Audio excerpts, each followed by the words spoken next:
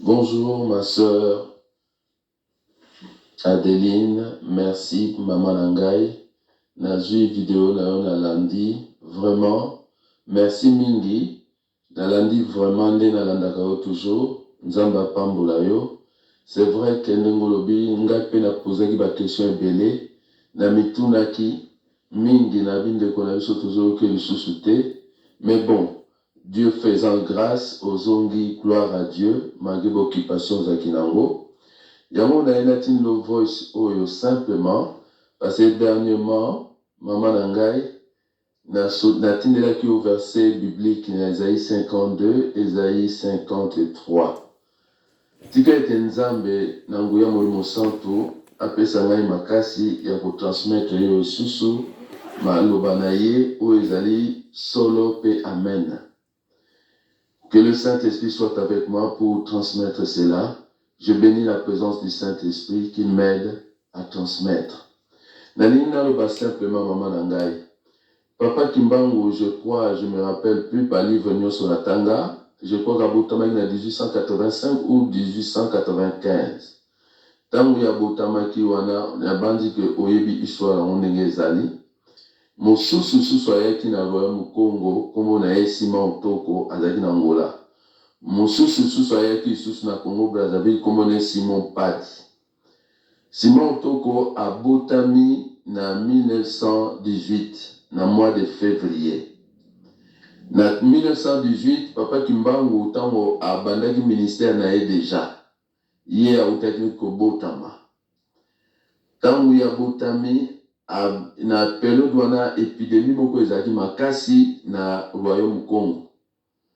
Et salaki que azala touché na épidémie wana et puis akomaki défigurer le visage.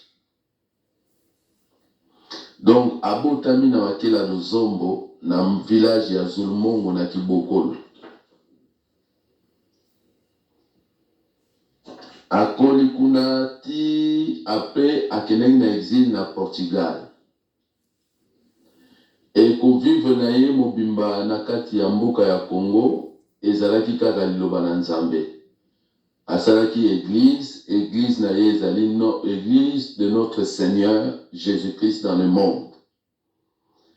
Yango na yo kopesa yo verset oyo esengeli kotanga pona connaissance na yo, Esaïe 52 du verset 13 à 15 et Esaïe 53 du verset 1 à 3. Nabandi que avec la grâce de Dieu, nangulu pe nanguya molimo santu akosunga yo pona koyeba qu'est-ce qui se cache derrière ces versets bibliques. Nzambe na manière ne akosala abombamaka toujours. Amibimisaka te. Nzambe azande mwana. Yango na peso ba verset au biblique otanga yango. Et puis na loba lisusu ke biso ba Congo ezali azate soki tozwa kombo ya Congo. Kombo ya Congo par définition elingi koloba kaka royaume. Bato mayele na se ya moi oyo balobaka que le peuple juif a disparu. Mais le peuple juif a disparaître te. Ezalaki bakoko na biso bautaki na likolo na Israël. Nzambe tata akumbaki biso ti epai ya fleuve oyo babengaka Sambation. Oyo ezali fleuve du Zaïre ou fleuve congolais. Epai tozalaki kuna.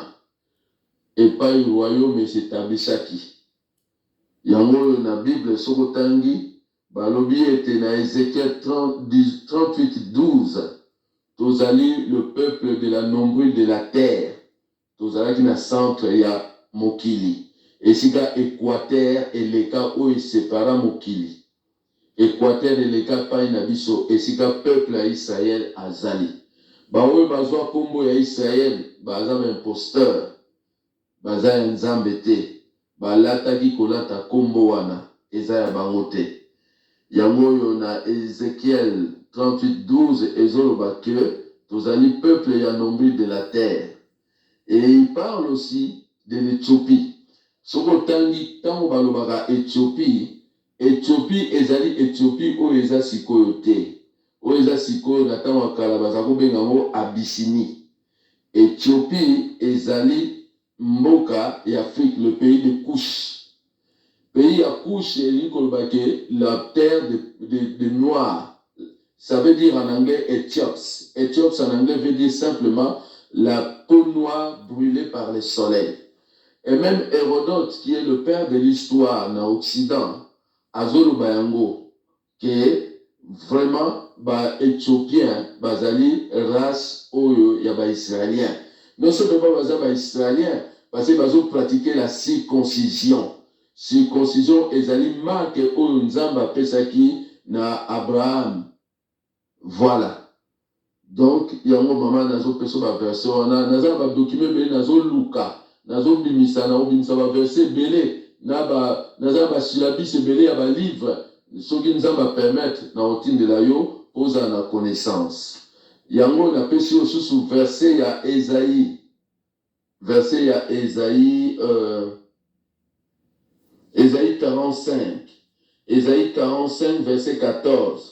Ainsi parle l'Éternel. Les gains de l'Éthiopie et les profits de les gains de l'Égypte et les profits de l'Éthiopie et ceux de Sabéens à la taille élevée passeront chez toi et seront à toi. Ce peuple marcheront à ta suite, ils passeront enchaînés, ils se prosterneront devant toi et te diront en suppliant. C'est auprès de toi seulement que se trouve Dieu. Il n'y a point d'autre Dieu que lui. Mais tu es un Dieu qui te cache.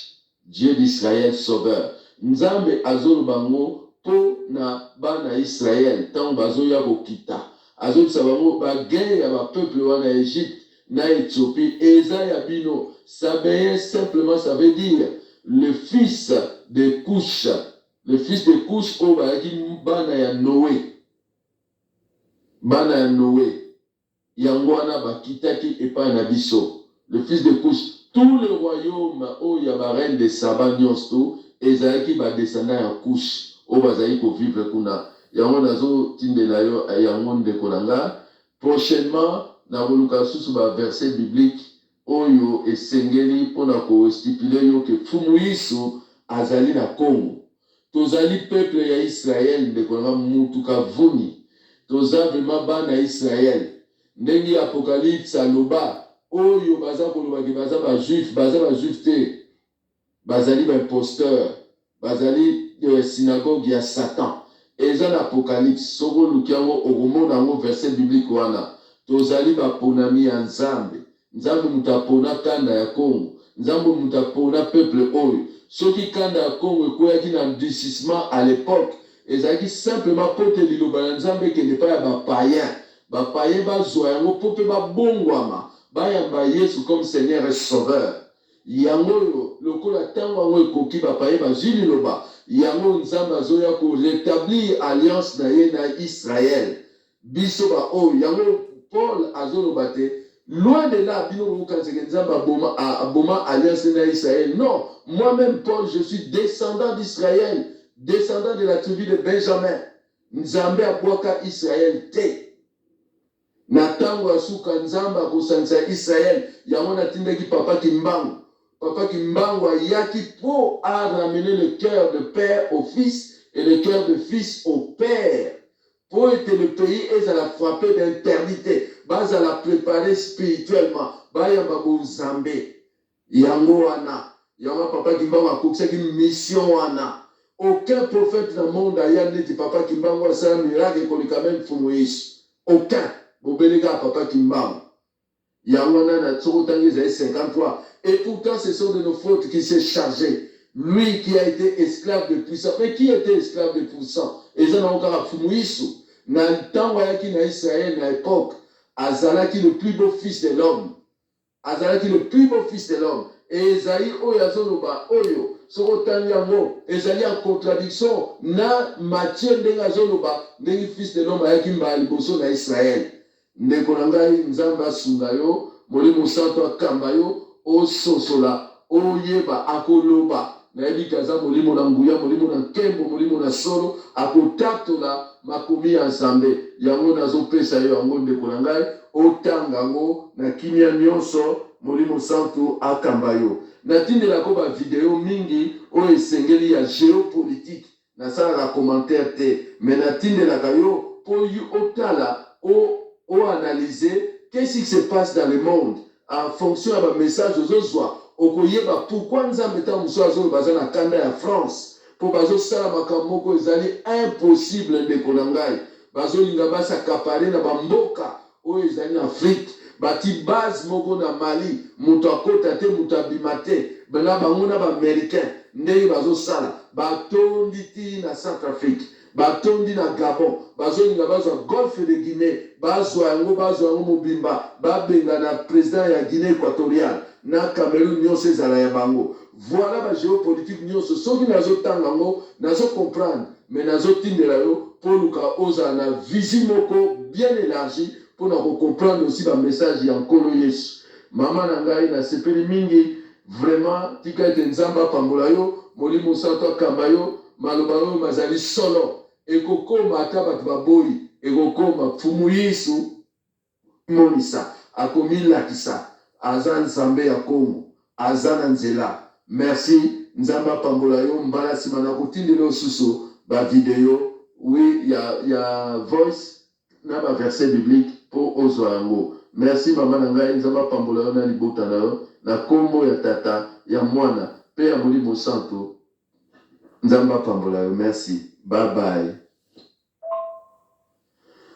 Mama na ngai nazongi lisusu pona bosani verset mususu emonani awa na ba document naza nango yango na ekotindela yo Sophonie 3:10. Qu'est-ce qu'il dit Sophonie 3:10? D'au-delà de fleuve de l'Éthiopie, mes adorateurs, mes dispersés, m'apporteront des offrandes. En ce jour-là, tu n'auras plus à rougir. Rougir, oh, bango amdele babakisa, bango barougissaka, soki azui honte. Et simplement, tu n'auras plus à avoir honte de toutes tes actions par lesquelles tu as péché contre moi. Car alors j'ôterai du milieu de toi ceux qui triomphaient avec arrogance, et tu ne t'énorgueilliras plus sur ma montagne sainte. Je laisserai au milieu de toi un peuple humble et petit qui trouvera son refuge dans le nom de l'Éternel. Les restes d'Israël ne commettront point d'iniquité, ils ne diront point de mensonges, et il ne se trouvera pas dans leur bouche une langue trompeuse, mais ils paîtront, ils se reposeront et personne ne les troublera. Ndengo le bagikaka mama nangai na video oyo ba prêtre ya Congo bako telema na tango ya suka pona ko enseigner oui liloba ya oyo ya une nouvelle qui arrive. La Bible déclare na bosani esika livre verset ngozali une nouvelle qui casse les genoux. Oui, cette nouvelle arrive. Bakoya koyeba ke fumu Yesu aza na Congo yango wana ekozala prêcher ndeko na ngai yamba yango na kombo na Yesu tanga yango tanga tangudila nzambe na nguya molimo santo akofungola mayele. Merci mingi ndeko na ngai tika ete komela na kimia na kombo ya tata ya mwana pe ya molimo santo. Amen.